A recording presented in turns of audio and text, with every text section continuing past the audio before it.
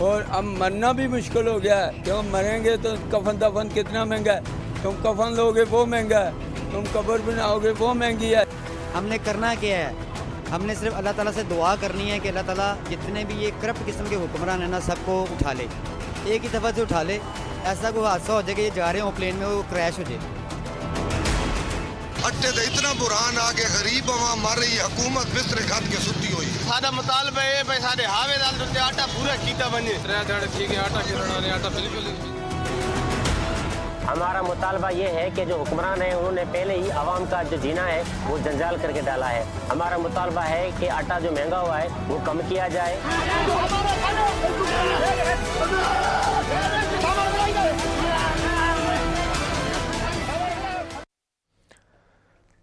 पाकिस्तान की कंगाली पर आपने इमरान खान की सरकार से लेकर शहबाज शरीफ सरकार तक कई तस्वीरें देखी होंगी, लेकिन जैसी बदहाली और भुखमरी से पाकिस्तान की आवाम इस वक्त जूझ रही है और जो तस्वीरें और जो पीड़ा हमने आपको वहां की दिखाई, वो साफ बयां कर रही है कि किस तरह से लोग वहां की हुकूमत से त्रस्त आ चुके हैं।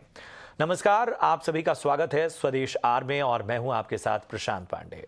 कहते हैं कि भूख से बड़ी पीड़ा कोई नहीं, लेकिन इस वक्त पाकिस्तान से में कराची से लेकर लाहौर तक लोग सूखी रोटी तक के लिए मैसर हो गए हैं। पाकिस्तान के 3 प्रांतों में आटा खत्म हो चुका है। ठीक सुना आपने, आटा पाकिस्तान में नहीं है। बच्चे घरों में भूख से बिलख रहे हैं और आटे के आपातकाल का मंजर कुछ ऐसा है कि कहीं आटे के लिए भगदड़ से लोग मर रहे हैं तो कहीं AK-47 के साए में होने के बावजूद आटे के लिए लूट मची है। जिन्ना लैंड में ये हालात केवल आटे के लिए नहीं है, बल्कि रोजमर्रा की जो बुनियादी जरूरतें हैं जैसे तेल, चावल, चिकन, सब्जियां, दालें, यहां तक कि आवाम की जेब से ये सब अब बाहर की बात हो गए हैं। अब सवाल है कि क्या पाकिस्तान कंगाल हो चुका है? क्या पाकिस्तान श्रीलंका पार्ट 2 बन जाएगा, या फिर भारत का ये पड़ोसी मुल्क खुद को इस बदहाली से उबार पाएगा? और आखिर कंगाल पाकिस्तान की इस पिक्चर का डायरेक्टर कौन है? सवाल तमाम हैं जिन पर आज की इस खास चर्चा में हम बातें करेंगे, समझने की कोशिश करेंगे। और हमारे साथ बातचीत के लिए बहुत ही खास मेहमान इस वक्त जुड़े हुए हैं। ग्लोबल स्ट्रेटजिस्ट और विदेश मामलों पर अपनी खास राय रखने वाले रविंदर सचदेव साहब हमारे साथ इस वक्त जुड़ चुके हैं। रविंदर सर, स्वागत आपका ET नाउ स्वदेश में। आम तौर पर एक जो सोच रही है वो ये है कि पाकिस्तान में जो भी पीड़ा इस वक्त नजर आ रही है उसका भले ही भारत से कोई खास ताल्लुक ना हो, लेकिन आवाम जो होती है कहीं की भी, जब वो पीड़ित दिखाई देती है, जैसी तस्वीरें भी हमने आपको दिखाई, वो तस्वीरें शायद एक इंसान होने के नाते, एक ह्यूमन, एक संवेदनशीलता जो होती है उसके एहसास होने के नाते ये तस्वीरें कहीं से भी अच्छी नहीं लगती। भले वो हमारे कहने को पड़ोसी मुल्क, लेकिन एक तरह से लगातार हमारे लिए षड्यंत्र करने वाले पाकिस्तान से ही क्यों ना आ रही हों। ये एक दिन की तो बात है नहीं सर, ये पाकिस्तान ने जो अपना हाल किया है वो कई मोर्चों पर है और जिसकी वजह से आज ये हाल हम देख रहे हैं। फिर भी आप बताएं कि किस तरह से इस पूरे वक्त को आप विश्लेषण इसका करेंगे और कौन कौन से फैक्टर्स हैं जो पाकिस्तान आज आटे जैसी चीज के लिए, बुनियादी जरूरतों के लिए आज कहीं ना कहीं इस तरह से पीड़ा नजर आ रहा है। Thank you very much, pleasure to be with you. देखिए, सबसे पहली बात जो आपने कहा, यस, सबसे बड़ा मजहब, सबसे बड़ा रिलीजन तो इंसानियत होता है, तो कहीं भी हो, एंड स्पेशली हमारे पड़ोस देश में बिल्कुल, तो झंझोर देती है और दुख होता है इस चीज को, हालात को देख के। अब 2 बातें हैं, एक पाकिस्तान यहां तक पहुंचा कैसे, एंड सेकेंड अभी से लेकर आगे वाले आने वाले वक्त में क्या होता दिखता है कुछ। पाकिस्तान यहां पहुंचा कैसे, बहुत बार बातें हो चुकी है। पाकिस्तान की जो भी सरकारें रही, उन्होंने कभी अपनी इंटरनल इकोनॉमी, इंफ्रास्ट्रक्चर, प्रोडक्टिविटी पे फोकस नहीं करा। पाकिस्तान हमेशा फॉरेन एड, फॉरेन मदद किसी ना किसी कारण, या तो आतंक को फाइट करने में तालिबान के खिलाफ हमेशा से लगा रहा, या फिर अपने इस्लामिक कंट्रीज पे जाकर के एड, और उसके अराउंड ही पाकिस्तान ने अपनी इकोनॉमी बनाई, अपना कोई इंफ्रास्ट्रक्चर नहीं बनाया। उसके अलावा of course corruption and all of that, वो तो हिस्ट्री होगी, सबको काफी हद तक पता है। अब बात है कि आगे में जो दिखता है, अभी जो फिलहाल हाल हो रहा है, ये जल्दी तो क्या कहे इंप्रूव कुछ होगा शायद या नहीं होगा। आपने कहा श्रीलंका वाला हाल पाकिस्तान का शायद अभी नहीं होगा, पर पाकिस्तान अगले 1 आध साल में दिवालिया हो सकता है अगर यही हाल रहे। इवन इफ पाकिस्तान को फाइनेंशियल जो मदद मिलने की बात हो रही है, कुछ अच्छी मदद मिल रही है पाकिस्तान को, आसार है इस समय, उस पर भी बात कर लेंगे। बट स्टिल जो भी मदद मिलेगी, एक तो सऊदी अरेबिया, एक्चुअली सबसे बड़ा खेल अगर मैं जियो पॉलिटिक्स पे कहूं इस समय मुझे ये दिख रहा है, सऊदी ने जो कल अनाउंस किया है कि वो पाकिस्तान में अपना $1 बिलियन से ले जाकर के $10 बिलियन तक इन्वेस्टमेंट का कंसीडर करेगा, including a refinery. That is one. Secondly, Saudi ने लोन पे अपने डॉलर्स रखे हुए हैं पाकिस्तान में, $3 बिलियन पाकिस्तान सेंट्रल बैंक में, उसको 3 से बढ़ा करके 2 और करके $5 बिलियन करेगा सऊदी। ये देख करके मुझे ये लग रहा है कि सऊदी अरेबिया और सऊदी का जो प्रिंस है, प्राइम मिनिस्टर है, तो ये एक आई थिंक बड़ा मेजरली पाकिस्तान को अब मदद करने के कदम उठाएंगे। ऑलरेडी उठा लिए हैं जो जिस तरह से अनाउंसमेंट्स आ रही हैं, परंतु ये कदम काफी नहीं रहेंगे। इसके अलावा अभी IMF ने लोन देना है जो रुका पड़ा है, क्योंकि वो पाकिस्तान की सरकार को बोल रहे हैं कि आप सब्सिडीज हटाओ, बिजली की वो यूनिट के रेट ऊंचे करो, फ्यूल ऑयल पे ज्यादा टैक्स लगाओ, सब्सिडीज हटाओ, बाकी टैक्सेस बढ़ाओ। भाई आप हमसे पैसा लोगे, वापस कर रहे हो कभी तो वो तो आए सिस्टम। पाकिस्तान अभी तक वो रजिस्ट कर रहा है, तभी IMF की सब्सिक्वेंट ट्रांचेस उसे मिली नहीं है। परंतु पाकिस्तान को कुछ ना कुछ तो वो करना पड़ेगा, चाहे पाकिस्तान बार बार, इनफैक्ट कल भी इन्होंने कहा है उसी बात को लेकर के कि हम एक गरीब देश है, कंपैशन देखिए हम पे और इतनी सख्त कंडीशंस मत लगाओ, क्योंकि हम ऑलरेडी जो आप आटे दाल की बात कर रहे हैं, इससे ऊपर हमारी आम जनता कैसे देगी। परंतु रियलिटी ये है कि पाकिस्तान को ये करने पड़ेंगे, पाकिस्तान को सब्सिडीज हटानी पड़ेंगी, टैक्सेस बढ़ाने पड़ेंगे। देखिए ये जो लोन आएगा पैसे का सऊदी अरेबिया से 3 से बढ़ के 5 और 1 बिलियन से 10 इन्वेस्टमेंट है, वो तो रिफाइनरी में, प्लस पाकिस्तान कुछ अपनी स्टेट ओन जैसे इंडिया में पब्लिक सेक्टर है उनको बेचेगा, ओके, तब वो इन्वेस्टमेंट उनमें आएंगी। पर फिर भी ये जो पैसा आएगा ये पाकिस्तान की इकोनॉमी को कैसे हेल्प करेगा। पाकिस्तान को ऑलरेडी जनवरी फरवरी में अगले 2 महीने में करीब 5 या 6 बिलियन डॉलर लोन्स वापस कर रहे हैं। इस साल के अंदर अंदर पाकिस्तान को करीब 18 बिलियन वापस करना है। 2025 तक पाकिस्तान को करीब 75 बिलियन डॉलर वापस करना है। कैसे करेगा। तो सारे फाइनेंस के मान लीजिए इकोनॉमिस्ट का मोरलेस ये निकल रहा है कि पाकिस्तान हाँ इस समय सऊदी की इस मदद से, अभी ये आज इनके प्राइम मिनिस्टर कल अरब एमिरेट्स भी जा रहे हैं और कतर भी जा रहे हैं, वहां से भी एक्सपेक्टेड है इन्हें करीब 10 बिलियन डॉलर का मदद का अनाउंसमेंट आएगा उसको लेकर के। और अभी इनफैक्ट इस वीक अर्ली स्विट्जरलैंड में मीटिंग हुई थी। पाकिस्तान के जो फ्लड्स आए थे, 1/3 पाकिस्तान की जमीन क्रॉप्स अंडर वाटर है, राइट। ह्यूमैनिटेरियन उस पूरे क्राइसिस का एक अलग पूरा डायमेंशन है, जो कि पाकिस्तान की सरकार कहती है रिकंस्ट्रक्शन के लिए करीब 16 बिलियन चाहिए होगा। अभी मंडे को जो जिनीवा में मीटिंग हुई उसमें कमिटमेंट आई है करीब 9 बिलियन डॉलर्स की, जो ऑलरेडी भी दिया गया था उसको इंक्लूड करते हुए from European union, US 100 million, China 100 million, Asian development bank, Islamic development bank, तो 9 बिलियन वो भी आ रहा है। पर ये सब आएंगे भी तब भी पाकिस्तान के अंदर की महंगाई कम नहीं होने वाली है। अब वो बात अलग है कि जहां अब पहुंच गई उसे थोड़ी सी गिर जाए, परंतु अगला 1 साल पाकिस्तान की इकोनॉमी के लिए बहुत ही चैलेंजिंग रहेगा। और अगले 1 साल या 12 महीने बाद पता नहीं है कि मामला और गड्ढे में जाएगा कि स्टिल ऑलमोस्ट फ्लोट करेगा। बिल्कुल, बड़ा सवाल है। और जिस मदद की बात हो रही है उस पर ज़रा विश्लेषण हम करेंगे। संजय भारद्वाज साहब हमारे साथ JNU के प्रोफेसर जुड़ चुके हैं और जो पूरे हालात हैं उस पर ख़ास नज़र बनाए हुए हैं। संजय जी बहुत बहुत स्वागत आपका ET नाउ स्वदेश में। जो ये मदद की बात हो रही है, और हम जानते हैं कि हम सऊदी अरब यूएई की बात मदद की करें, हम ये भी जानते हैं कि चीन भी कहीं ना कहीं पाकिस्तान की मदद करता रहा है और ये इस वक्त भी कर रहा है, लेकिन इस मदद से कब तक गाड़ी आगे निकलेगी?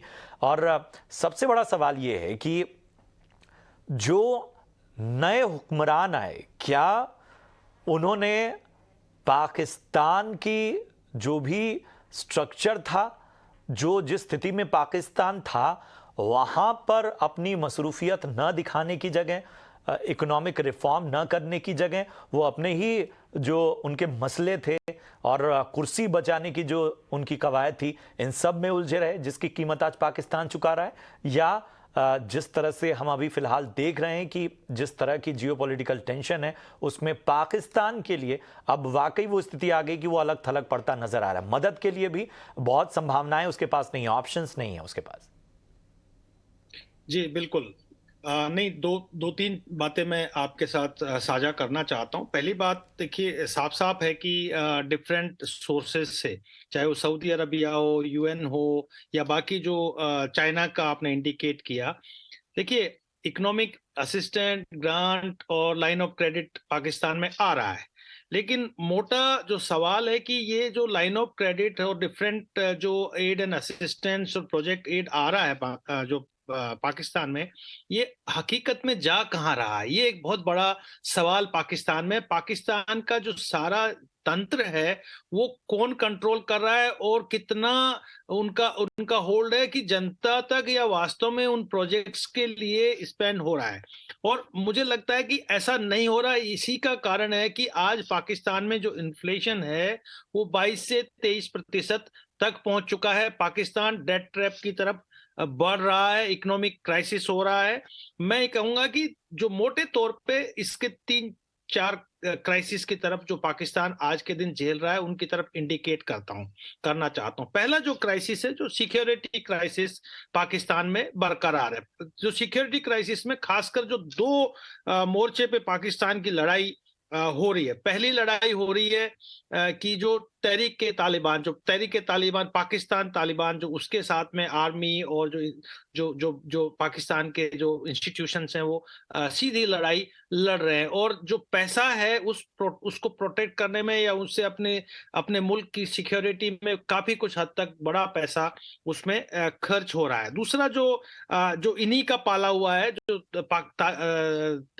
अफगानिस्तान में तालिबान है, अफगान तालिबान भी कई तरीके के चैलेंजेस पाकिस्तान की तरफ दे रहा है। खासकर वो ड्यूरेंट लाइन को नहीं मानता है और रिफ्यूजी क्राइसिस हो रहा है और डिफरेंट तरीके का। तो ये एक जो बीज पाकिस्तान ने बहुत पहले से अपने यहाँ बो रखा है, आतंकवाद को पनाह देना, और जो धर्म के आधार पे या जो एक तरीके से एक्सट्रीमिस्ट पॉलिटिक्स करके और एक्सट्रीमिस्ट जो तत्व हैं उनको प्रोत्साहन देके जो पाकिस्तान में एक माहौल और दक्षिणी एशिया में एक माहौल क्रिएट करा है, उस जाल में पाकिस्तान खुद ही उलझता जा रहा है। और ज्यादातर जो इनका जो पैसा है वो इसमें एग्जॉस्ट हो रहा है, खत्म हो रहा है। एक बहुत बड़ा क्राइसिस पाकिस्तान में। दूसरा क्या है कि पाकिस्तान में जो डिफरेंट इंस्टीट्यूशन है उनके बीच में किसी तरीके का कोऑर्डिनेशन है ही नहीं। प्रॉब्लम्स क्या है कि इंस्टीट्यूशन, जैसे आप जुडिशरी की बात करेंगे, आर्मी की बात करेंगे, पॉलिटिकल सिस्टम की बात करेंगे, या जो धर्मगुरु आका बने हुए हैं उनके बीच में कोई किसी तरीके का कोऑर्डिनेशन नहीं है। और जो खींचतान हमेशा चली जा रही है कि कभी एक पॉलिटिकल पर्टिकुलर व्यक्ति या एक पर्टिकुलर पार्टी को आप सत्ता में बिठा दीजिए, कभी उसके खिलाफ आप मोर्चाबंदी करके उसको हटा दीजिए, और एक तरीके से जो एस्टेब्लिशमेंट का नेक्सस बना दीजिए, जुडिशरी आर्मी का नेक्सस बना दीजिए, जुडिशरी खड़ी होगी। ये इस तरीके का पाकिस्तान की राजनीति में हम पिछले 2 दशक से खासकर देखने को मिल रहा है। और अभी भी इमरान खान और नवाज शरीफ और उनसे पहले जो जस्टिस चौधरी आए थे, तब से आप देखने को मिल रहा है कि किस तरीके से पाकिस्तान में पॉलिटिकल स्टैंड ऑफ हो रहा है और प्रॉब्लम क्रिएट कर रहा है। जो एक नया चीज जो पाकिस्तान में नहीं होता था, वो कि जमात जो जमात है वो बहुत हद तक सड़कों पे नहीं आती थी पहले के जमाने में। आप मुशर्रफ से पहले आप ले लीजिए, लेकिन अब जमात भी सड़कों पे आने लगी है। डिफरेंट पॉलिटिकल और रिलीजियस मूवमेंट पाकिस्तान में होने लगे हैं।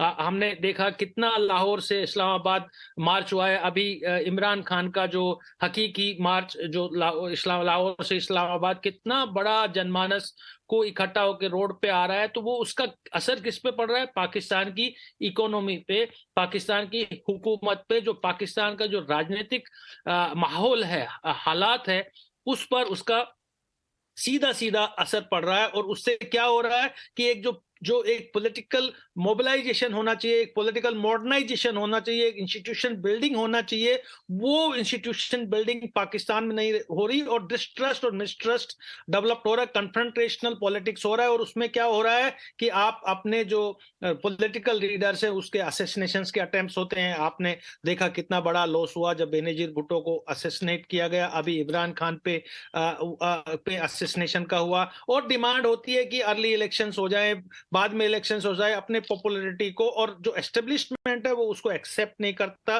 तो क्या हो रहा है कि राजनीतिक स्टैंड हो रहा है, वो पाकिस्तान पिछले कई वर्षों से झेल रहा है। और जो समस्याएं आ रही है उसमें कि जो एनवायरमेंटल इश्यूज हैं, इकोनॉमिक इश्यूज हैं, मेरे से पहले वाले पैनलिस्ट इंडिकेट कर रहे थे कि जो हालात है कि उनके पास में ऋण अदायगी के लिए पैसा नहीं है। एक साल में 6 से 7 बिलियन डॉलर का ऋण चुकाना है और लगभग 100 बिलियन डॉलर तक पहुंच रहा है 2025 तक। वो कहां से पाकिस्तान चुकाए? अब इसमें एक और बड़ा जो पहलू जुड़ता है कि जो एक्स्ट्रा रीजनल पावर जिसको पाकिस्तान एंजॉय कर रहा है कि मिलिट्री असिस्टेंट, डिफरेंट पैकेजेज आ रहा है। पहले अमेरिका के साथ में जो मिलिट्री असिस्टेंट प्रोग्राम था, अभी चाइना के साथ इन्होंने डिफरेंट प्रोग्राम्स किए हैं। ये सिर्फ और सिर्फ वहां के जो अधिनायक तंत्र हैं, जो वहां का खास संस्थान है, उन्हीं को मजबूत कर रहे हैं। और उससे क्या हो रहा है, पाकिस्तान में करप्शन बढ़ता जा रहा है।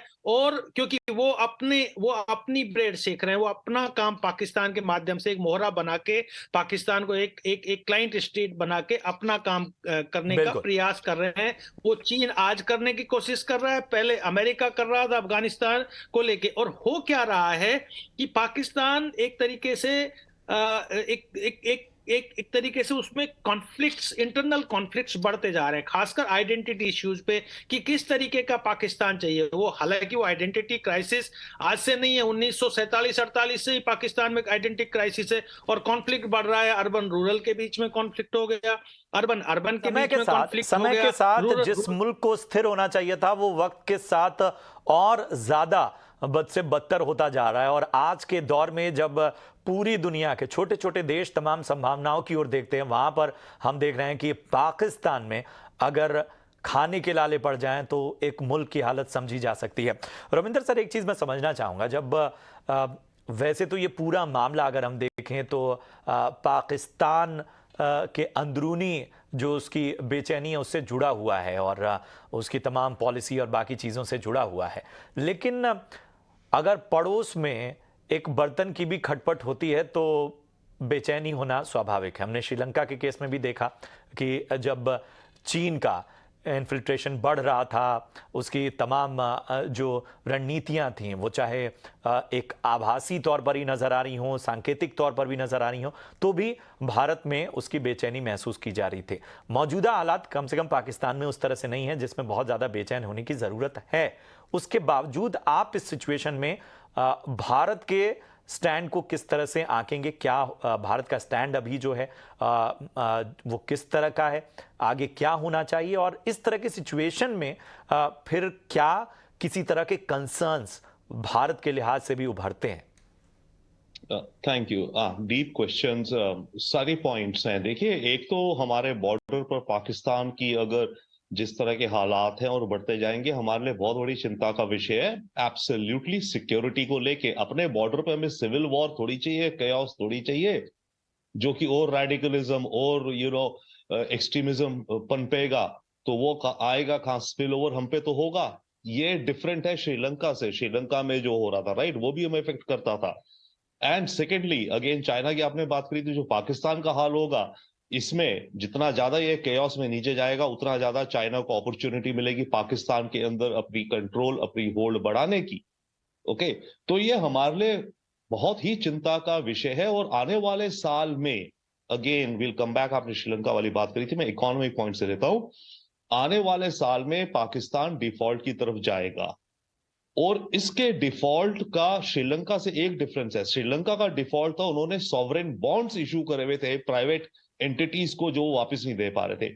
पाकिस्तान का मामला डिफरेंट है। पाकिस्तान के जो लोन्स हैं ये सॉवरेन लोन्स हैं एक तरह से आप कहिए। तो ऐसे में क्या होगा, जितनों ने इनको लोन दिए हैं पाकिस्तान को, उनको जैसे कहते हैं ना haircut, they have to take a haircut. उनको लोन कुछ माफ करने पड़ेंगे, उनको कुछ लोन्स रीस्ट्रक्चर करने पड़ेंगे। तो ये वक्त आएगा पाकिस्तान में अगले आने वाले साल में। तो पाकिस्तान जा रहा है डिफॉल्ट की तरफ विदाउट डाउट, नॉट विथस्टैंडिंग अभी भी जो इसे मदद के पैकेजेस मिल रहे हैं। That is one. दूसरा, और देखिए श्रीलंका में भी यही हुआ था। श्रीलंका में जब उनकी करेंसी गिरने लगी थी तो क्या होता, श्रीलंका की रेमिटेंसेस आती थी, जो बाहर काम करते हैं श्रीलंकन्स, वो लोग हवाला से ज्यादा भेजने शुरू कर दिए क्योंकि बैंक रेट कम था।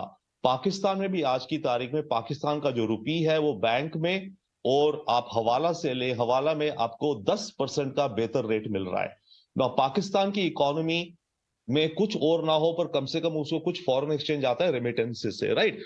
रेमिटेंसेस कुछ देशों में बड़ी भी हो सकती है। हमारी रेमिटेंस आई थिंक कल अनाउंस हुआ है, we have over $100 billion remittances जो इंडिया आई, राइट। पाकिस्तान का जो भी नंबर मुझे ध्यान नहीं इस समय, बट पाकिस्तान की जो रेमिटेंसेस बैंकिंग चैनल से आ रही थी, अब वो ज्यादा से ज्यादा प्राइवेट और हवाला चैनल्स में जाएंगी क्योंकि रिश्तेदारों को भेजेंगे वो, उनको ब्लैक मार्केट में रेट ज्यादा मिलेगा। तो पाकिस्तान की फॉरेन एक्सचेंज जो कुछ हद तक अपने रेमिटेंसेस पे भी डिपेंड करती थी, वो भी इफेक्ट होगी।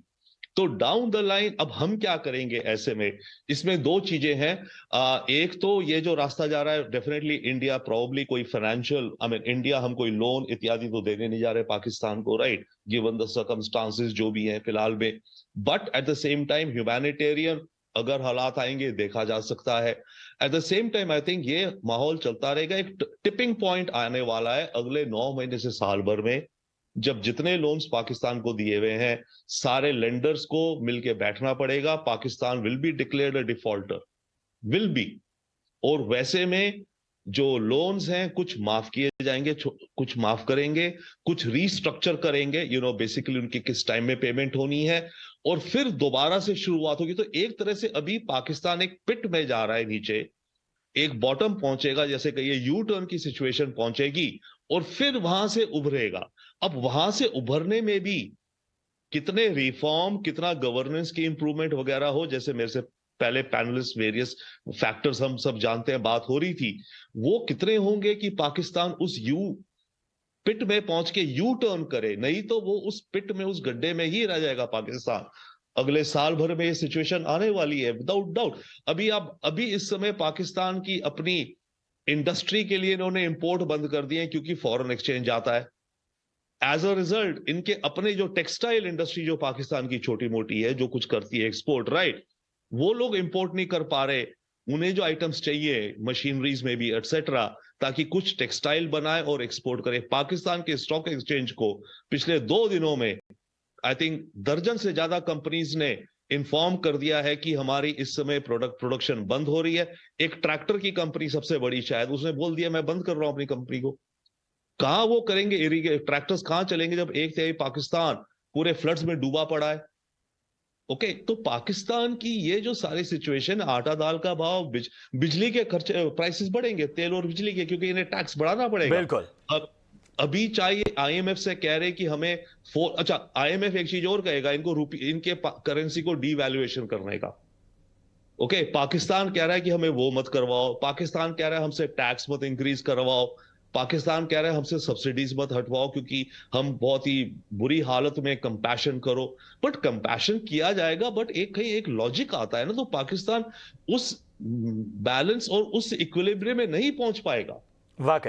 वाकई ये समझने की ज़रूरत है। और जिस बहुत अहम बात के जिक्र हमारे पैनलिस्ट ने की कि ये जो मदद पाकिस्तान को मिल रही है, ये मदद किन किन देशों से मिल रही है, किस तरह के भारत के प्रति अगर हम चीन को हम देखें, उसका नज़रिया देखें, वहाँ से मिलने वाली मदद पाकिस्तान को जो एहसान उसके ऊपर चीन ला देगा या बाकी जो मदद करने वाले देश ला देंगे, क्या उसका भरोसा नहीं कि उस मदद के बदले कहीं भारत को अस्थिर करने की तमाम बातें ना हो। बहुत सारे कंसर्न भारत के नज़रिए से भी हैं, लेकिन एक अच्छे पड़ोसी होने के नाते हम यही चाहेंगे कि पाकिस्तान के हालात सुधरें, वहाँ की हुकूमत स्थिर हो, वहाँ पर लोगों की परवाह की जाए, न कि आतंकवाद का पनागा जो पाकिस्तान रहा है उस पर उसका फोकस हो, और कम से कम यहाँ से स्थितियाँ सुधरें, यही उम्मीद करते हैं। और बहुत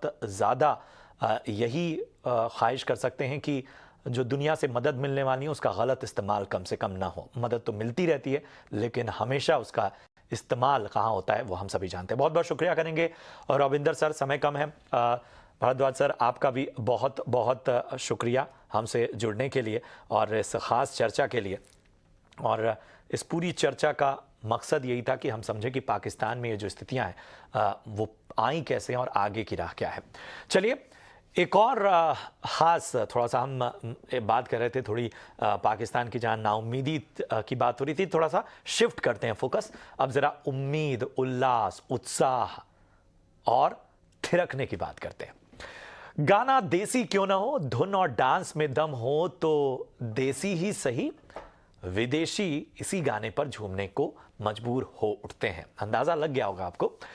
RRR के गाने नाटू नाटू का जलवा कुछ ऐसा बिखरा कि गोल्डन ग्लोब का मंच SS राजमौली की फिल्म के इस गाने ने ऐसा कमाल किया कि इस गाने को दुनिया भर के जो सबसे शानदार गीत थे उनको इस गाने ने पीछे छोड़ा और बेस्ट ओरिजिनल सॉन्ग का खिताब अपने नाम किया। आप जो तस्वीर देख रहे हैं ये MM कीरावनी हमारे देश का प्रतिनिधित्व आज अगर गोल्डन ग्लोब के मंच पर वो कर रहे हैं तो उनमें उनकी एक ओरिजिनल सोच की बड़ी देन है। इस गाने में रामचरण और NTR के डांस की केमिस्ट्री भी आप लोगों ने देखी, पूरी दुनिया उस पर झूमी। और इस गाने को मिले अवार्ड पर PM मोदी ने भी बधाई दी है। वहीं शाहरुख खान समेत फिल्म इंडस्ट्री से लगातार बधाई मिलने का सिलसिला जारी है। RRR की टीम, फैंस सभी सेलिब्रेशन मूड में, हम सभी सेलिब्रेशन के मूड में। गाने ने सबको चीयर अप किया है। वैसे जब अवार्ड के लिए नाम का अनाउंस हुआ तो अपनी स्पीच में फिल्म के संगीतकार MM कीरावानी ने बहुत ही भावुक स्पीच दी और अपनी पत्नी का जिक्र किया, फिल्म की टीम का जिक्र किया।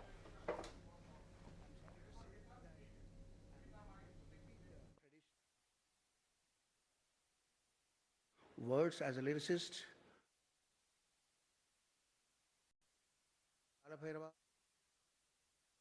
गोल्डन ग्लोब अवार्ड समारोह की हैं और इस गाने में जैसे ही बेस्ट ओरिजिनल अवार्ड का खिताब मिला, आप देखें कैसे जो MM कीरावानी हैं वो पहुंचे, पूरी टीम उल्लास से भर उठी और गोल्डन ग्लोब में ये जीत के साथ जो है वो आगाज हुआ।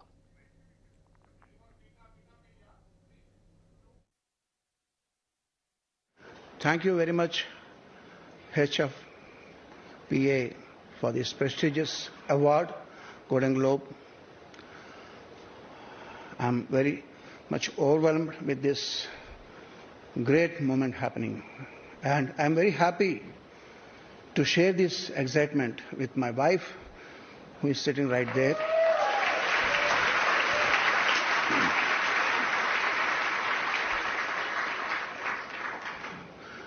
This award, it's been a practice, age-old practice, to say that this award actually belongs to someone else, not me. So I was planning to not to say those words when I get an award like this, but I'm sorry to say that I'm going to repeat the tradition because I mean my words.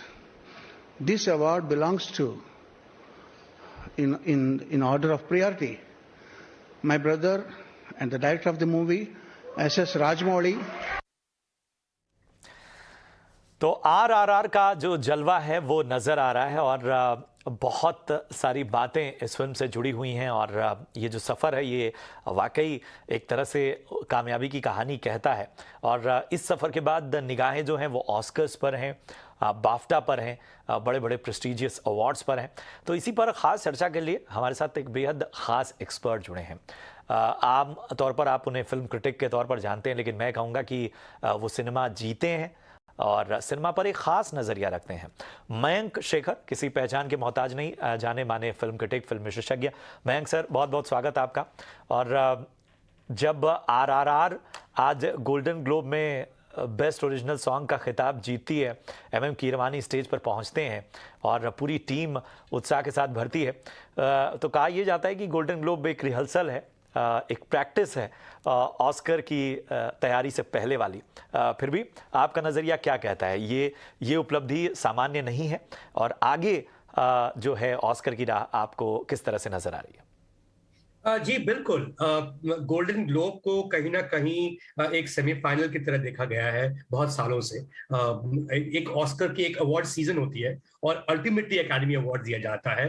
And Naatu Naatu ये गाना जो है, original song जो है, जिस category में award मिला है गोल्डन ग्लोब में, पहली बार किसी भारतीय फिल्म को अवार्ड मिला है गोल्डन ग्लोब में। इस कैटेगरी के लिए वैसे भी ये फिल्म, ये सॉन्ग और ये फिल्म शॉर्टलिस्टेड है ऑस्कर्स के लिए भी, और नॉमिनेशन आएगी, अभी आई नहीं है, और उसके बाद जो एक्चुअल जो रात को फैसला होगा वो हमें पता चलेगा। बट ये सरप्राइजिंग बात नहीं है कि जितने भी डिपार्टमेंट्स होते हैं किसी फिल्म के, चाहे वो सिनेमेटोग्राफी हो, चाहे वो कहानी हो, चाहे इतने सारे डिपार्टमेंट्स होते हैं, उसमें सबसे ज्यादा जो भारतीय फिल्मों ने ख्याति कमाई है, जो सबसे यूनिक बात जो हमारी फिल्मों में रही है, वो एक्चुअली फिल्म म्यूजिक रही है। और इसीलिए सरप्राइजिंग नहीं है कि इससे पहले AR रहमान साहब को जय हो के लिए बेस्ट फिल्म म्यूजिक के लिए अवार्ड मिल चुका है ऑस्कर में, और पहली बार जब किसी जब किसी इंडियन फिल्म को अवार्ड मिला गोल्डन ग्लोब में, वो भी फिल्म म्यूजिक के लिए था। And of course full credit to the director Rajamouli साहब, full credit to the music composer MM Keeravani, जिनको हम बॉलीवुड के जो हिंदी गाने जो सुनते आ रहे हैं उनको हम MM क्रीम के नाम से जानते हैं। And as a huge moment, ये बहुत बड़ा अचीवमेंट है, बहुत बड़ी अचीवमेंट है भारतीय सिनेमा के लिए। बिल्कुल, लेकिन जब हम बात करते हैं कि इस तरह से हमने क्रेज देखा और हम जो विजुअल्स भी दिख रहे थे, ये कितना मैनिफेस्ट करते हैं जब हम देखते हैं कि जापान में, लॉस एंजल्स में, या हम बात करते हैं दुनिया के बाकी कोनों में, हम देखते हैं कि एक गाना जिसकी शायद भाषा भी उन्हें समझ नहीं आ रही है, उसके बावजूद एक गाना लोगों को थिरकने पर मजबूर करता है। ये कितना बड़ा मैनिफेस्टेशन RRR के केस में हुआ है, जो आज हम देख रहे हैं कि बात होने लगी है इंटरनेशनल सर्किट में। हम कह रहे हैं कि वहाँ पे जो स्क्रीनिंग्स हो रही हैं वहाँ पर भी कानाफूसी हो रही है। आप लोग तक तो बहुत सारी अंदरूनी बातें सामने आती होंगी। तो ये कितना बड़ा बदलाव आप देखते हैं? ये किसी ने नहीं सोचा था, आपको मैं ऑनेस्टली बताऊं, जब ये फिल्म आई थी, जब लोगों ने देखा, किसी ने नहीं सोचा कि इसका जो जलवा होगा एट अ ग्लोबल स्टेज इतना बड़ा होगा। प्योरली बिकॉज जब हम जो फिल्में देखते हैं और जब हम देखते आ रहे हैं, हम कहते ठीक है यार, बहुत अच्छी फिल्म है, मसाला फिल्म है, मसाला एंटरटेनर है। मनमोहन देसाई भी ऐसी फिल्में बनाया करते थे 70s के डेकेड में। अब टेक्नोलॉजी आ गई है, उसको आप इनहैंस कर दिखा सकते हैं, राइट। बट ये जब फिल्म नेटफ्लिक्स पर आई और जब लोगों ने उसको एक नॉर्मल फिल्म की तरह देखा, अमेरिकन ऑडियंसेस ने या जापानीज ऑडियंसेस, तो ये दंग रह गए कि यार ये किस तरह की फिल्म होती है, ये किस तरह का कहानी कहने का तरीका होता है, ये किस तरह के नाच गाना होता है, कि ये नाच गाना तो है बट ये फिल्म म्यूजिकल नहीं है, ये एक्चुअली फिल्म ड्रामा है, राइट। एंड उसके बाद लोगों ने कहा कि भाई हमें इस फिल्म को स्क्रीन पर देखना है, बड़े पर्दे पर देखना है, नेटफ्लिक्स पर नहीं देखना है। उन्होंने जोर किया, पब्लिक के डिमांड पर इस फिल्म को रिलीज किया गया रेगुलर थिएटर्स में अमेरिका में, और लोग नाच रहे थे थिएटर्स के अंदर। ये इस तरह का जो एक पैशन होता है, इस तरह का जो ऑर्गेनिक लव होती है, प्यार जो होती है, इसको आप क्रिएट नहीं कर सकते, ये होता है और शायद एक जमाने में एक ही बार होता है।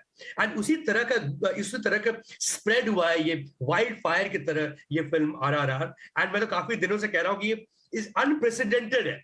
इस तरह का रिस्पांस मैंने कभी भी किसी इंडियन फिल्म के लिए इतने सालों में कभी भी नहीं देखा है।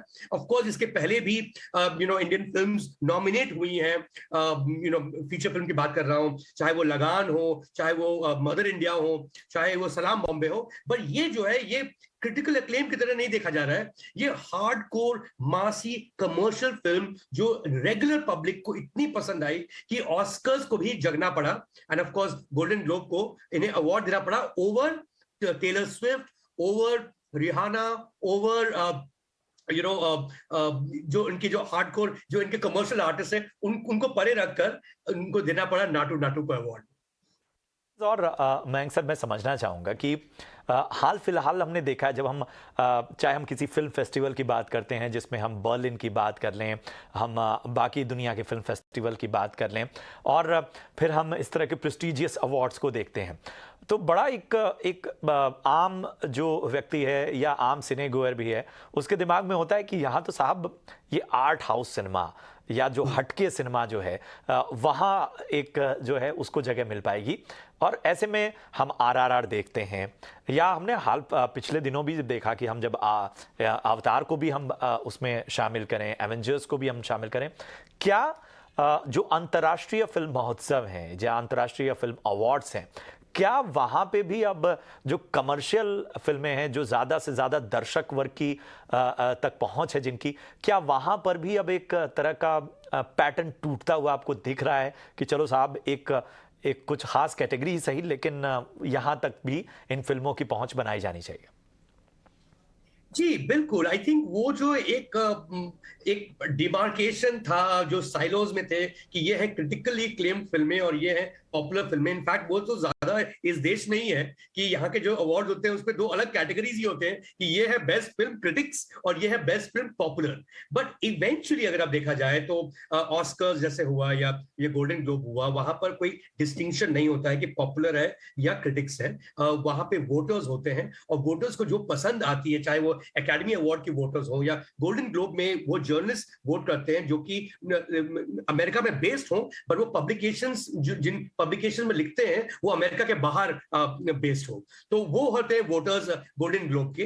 तो उनके लिए उनको क्या फर्क पड़ता है कौन सी फिल्म की क्या बॉक्स ऑफिस में क्या कमाया या नहीं कमाया या पॉपुलर रही कि नहीं रही, जो उनको पसंद आता है उस पर वो वोट करते हैं। एंड कहीं ना कहीं अब वो डिमार्केशन लोगों में भी हटता जा रहा है कि अगर बोरिंग फिल्म हो तो ये जरूर आर्ट हाउस होगी और इसका अवार्ड देना चाहिए, और अगर पॉपुलर फिल्म है तो इनको वैसे ही कमा चुके हैं, इनको अवार्ड देने का क्या मतलब है।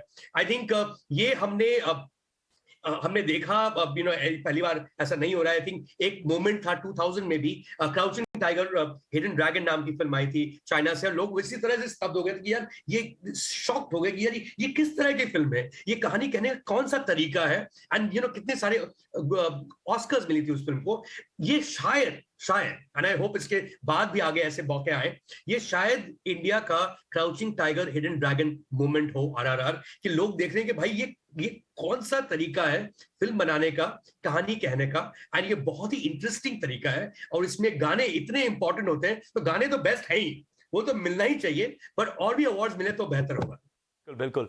एक आखिरी सवाल सर मैं पूछना चाहूँगा कि जब हम इतने ग्लोबल रिकॉग्निशन की बात करते हैं, और ऐसा नहीं है कि भारतीय सिनेमा की जो अंतर्राष्ट्रीय पहचान है वो हाल फिलहाल की है, हम गुरुदत्त, बिमल रॉय, महबूब खान सभी का नाम देखते हैं, सत्यजीत रे जिन्हें ऑनररी ऑस्कर भी मिला। हाल फिलहाल हम ये देख रहे थे कि हमारी फिल्में उस स्तर की हो रही थी। हमने पोस्ट 2000 जब हम सिनेमा में एक रियलिस्टिक दौर भी हमने देखा, जहां पर कमर्शियल फिल्मों का भी एक दायरा था, और मल्टीप्लेक्स के आने की वजह से हमने देखा कि वहां पर एक ऑडियंस और डेवलप हुई, जो क्रॉस ओवर सिनेमा या जो सार्थक सिनेमा है उसकी भी ऑडियंस डेवलप हुई, या हम श्याम बेनेगल का सिनेमा देखते हैं। इसके बावजूद जो एक ग्लोबल स्टैंडर्ड्स में फिल्में होने के बावजूद, कहानी के मामले में या उसे पेश करने के मामले में भी हम बेहतर होने के बावजूद, क्या मुश्किलात थी जिनको हमने आजकल उनको कहीं ने पार कर लिया है, जिसकी वजह से हम देख रहे हैं कि ज़्यादा से ज़्यादा फिल्में जो हैं वो अंतर्राष्ट्रीय स्तर पर रजिस्टर हो रही हैं?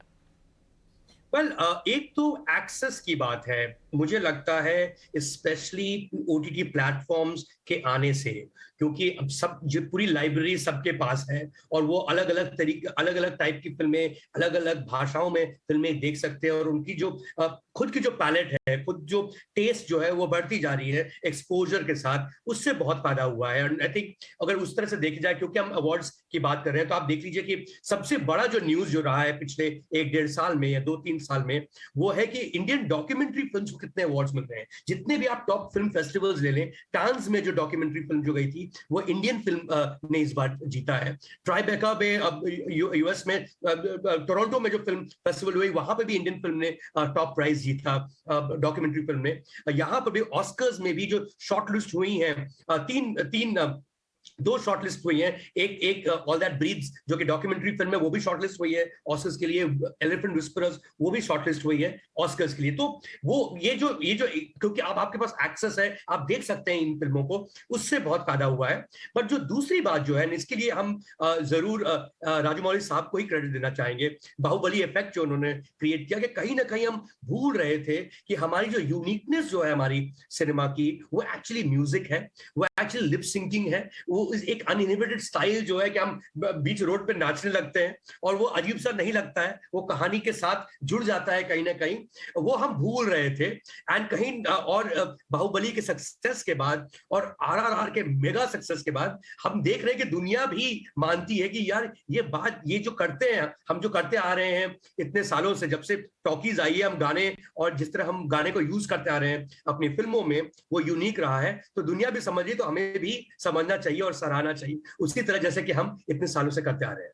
बिल्कुल बिल्कुल। और मुझे वो दौर भी याद आता है कि जब वर्ल्ड वॉर 2 के बाद यूरोप उभर रहा था और कहा जाता है कि रूस की सड़कों पर जो है वो राज कपूर की फिल्मों के गाने गाए जाते थे। उन्हें भाषा नहीं समझ में आती थी, लेकिन आज भी वहाँ पर राज कपूर की फिल्मों की स्क्रीनिंग रखी जाती है और बहुत सारी बातें हैं। हम स्विट्जरलैंड की बात करते हैं तो यश चोपड़ा की बात करते हैं। जी सर, कुछ कहना चाह रहे थे? क्योंकि आपने रूस की बात की, आई थिंक एक आयरनी है, मैं कहीं पे एक व्हाट्सएप पे एक जोक देख रहा था जहां पे कोई पुतिन साहब को कहता है कि नाटो वेस्ट ने नाटो सॉन्ग को अवार्ड दिया है, एंड द फैक्ट इज कि ये जो गाना जो है ये एक्चुअली यूक्रेन में शूट किया गया है जी। ये वॉर के पहले वो पैलेस जो आप देख रहे हैं इस गाने में, वो एक्चुअली यूक्रेन में है। सो एंड ऑफ कोर्स ये वॉर के पहले हुआ था, that is an unfortunate aspect of it. But हाँ, क्योंकि आपने रूस मैसेज किया तो मुझे यूक्रेन याद आया। बिल्कुल बिल्कुल। तो हम यही चाहेंगे कि जो भारतीय सिनेमा है, जिसको एक गाने ने एक राह दिखाई है कि साहब म्यूजिक की ओर लौटो। और आजकल तो बॉलीवुड के बारे में कहा जा रहा है कि मेलोडी जो है वो मिसिंग है और उसमें कहीं ना कहीं काम करने की ज़रूरत है। कहते भी थे पहले तमाम फिल्म एक्सपर्ट्स की, आपका म्यूज़िक हिट तो मतलब आपने आधी जंग जीत ली है बॉक्स ऑफिस की। तो साहब ज़रा उस पर लौटिए। और हमारी ओर से आरआरआर की पूरी टीम को ढेर सारी बधाई, और हम उम्मीद यही करेंगे कि ऑस्कर्स तक भी जो है वो इसी तरह से झंडे गाड़े ये फिल्म और भारत का मान बढ़ाए। बहुत बहुत शुक्रिया सर हमसे जुड़ने के लिए और इस खास चर्चा के लिए, इस खास विश्लेषण के लिए। बढ़ते हैं आगे, और आज जो है वो सूचना और प्रसारण मंत्री अनुराग ठाकुर समेत इंडस्ट्री के कई दिग्गज भी आरआरआर की टीम को बधाई देते नजर आए। भारतीय फिल्मों का शॉर्टलिस्ट होना और उसके बाद आरआरआर को जिस तरह से सम्मान मिला है, मैं बधाई देता हूं अपनी ओर से भी, पूरे भारत की ओर से भी।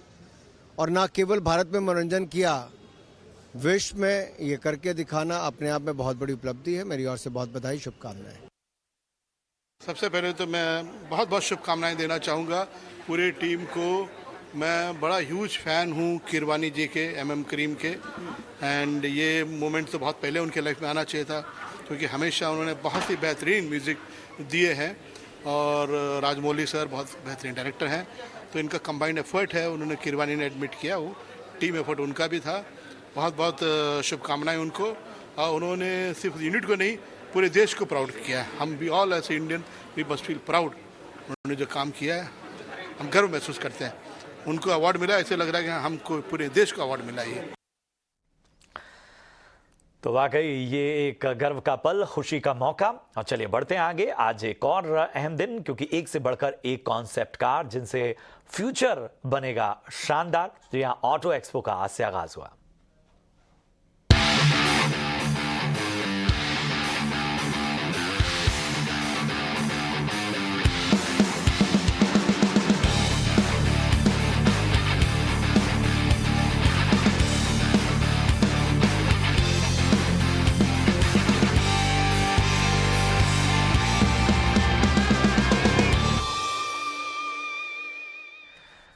तो दिल्ली से सटे ग्रेटर नोएडा में आगाज हो चुका है ऑटो एक्सपो का। ऑटो एक्सपो के 16वें एडिशन को द मोटर शो नाम दिया गया है।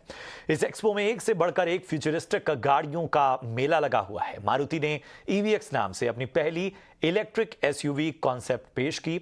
इसके साथ ही कंपनी 80% तक एथेनॉल मिक्स फ्यूल से चलने वाली वैगनार भी लेकर आई है। वहीं MG मोटर्स ने दुनिया की पहली इलेक्ट्रिक मल्टीपर्पज व्हीकल यानी MPV लॉन्च की।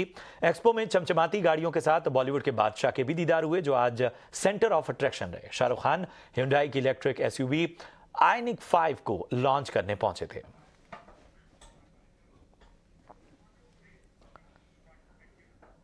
और मारुति ने पहली इलेक्ट्रिक व्हीकल EVX का कॉन्सेप्ट लॉन्च कर दिया है। ये गाड़ी 2025 में लॉन्च होगी और ज्यादा इसके बारे में जो मालूमात है, जानकारी है, वो हासिल की हमारी सहयोगी सृष्टि शर्मा ने कंपनी के सीनियर ED शशांक श्रीवास्तव से। उन्होंने इस बारे में खास बातचीत की। फाइनली एक इलेक्ट्रिक व्हीकल मारुति उतारने जा रही है। कितना एक्साइटिंग है, कितनी रेंज तक जाएगी, कुछ और डिटेल?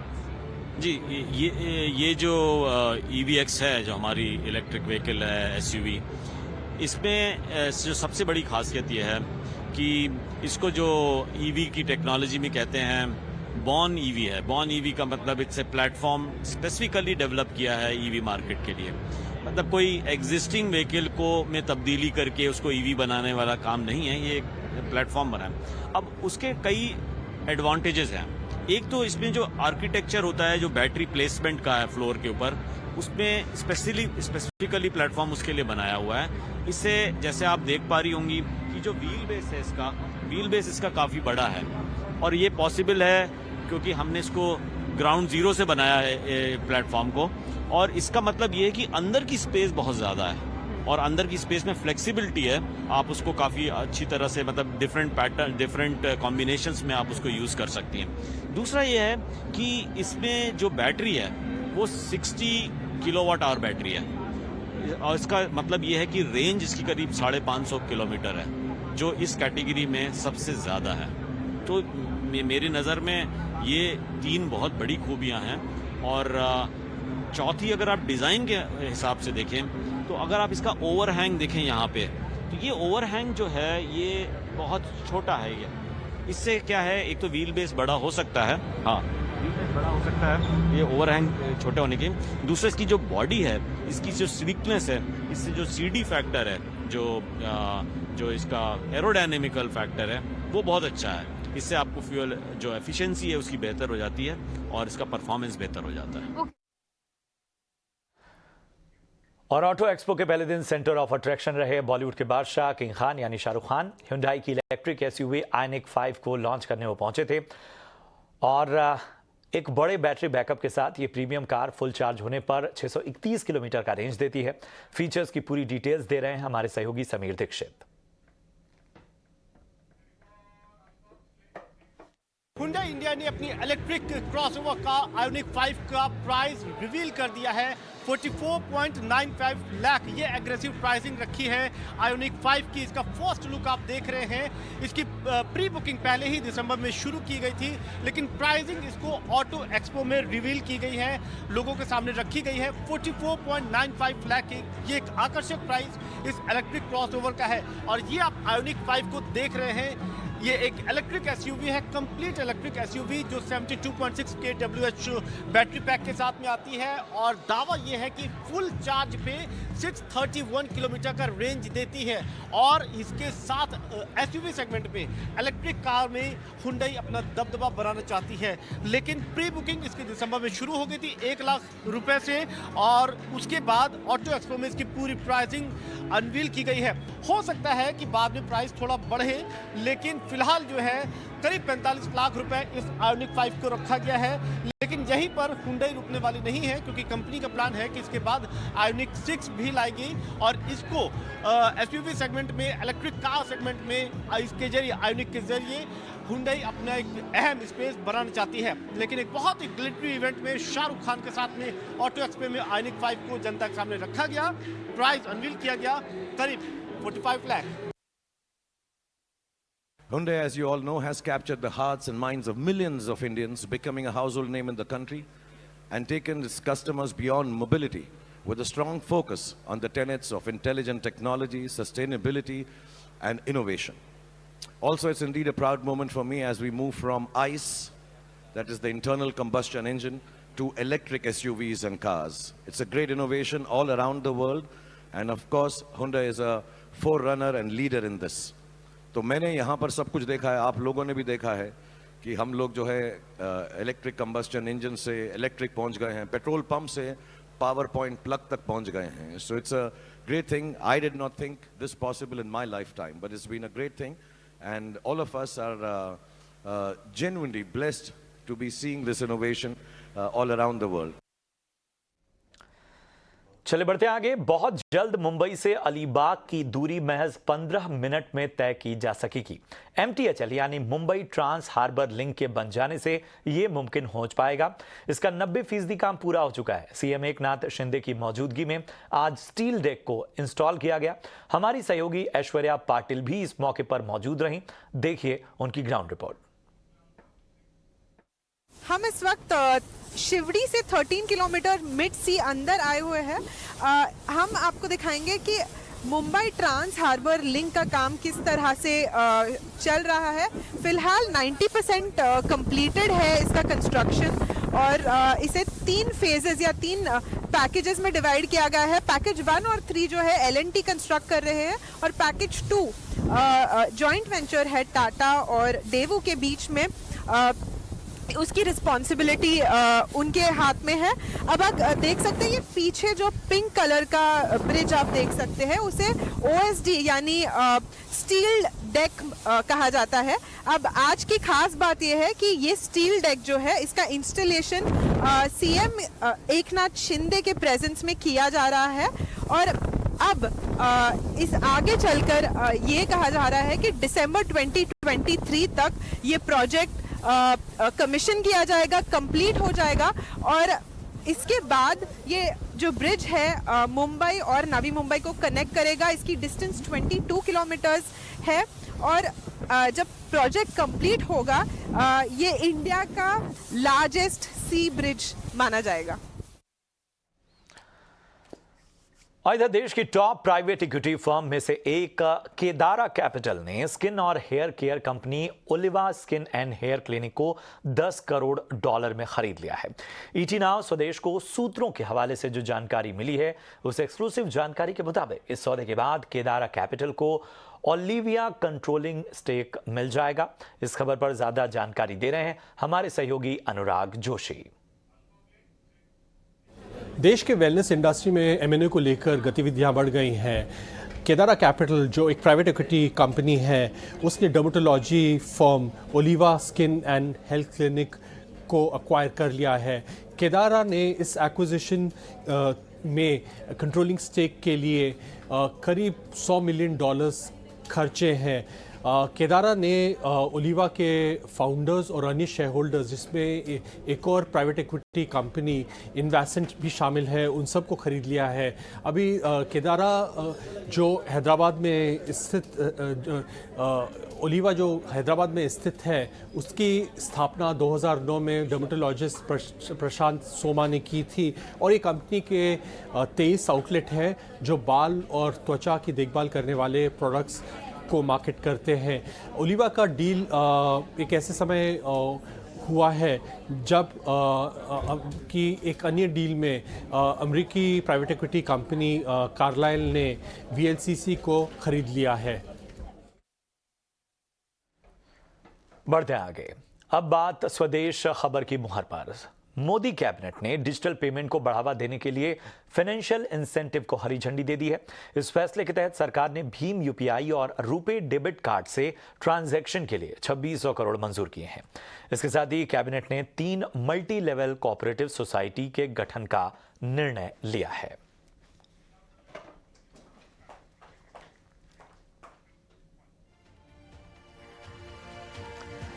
और चलिए इसी के साथ स्वदेश आर में आज के लिए इतना ही। दीजिए इजाजत, लेकिन आप देखते रहिए ET नाउ स्वदेश।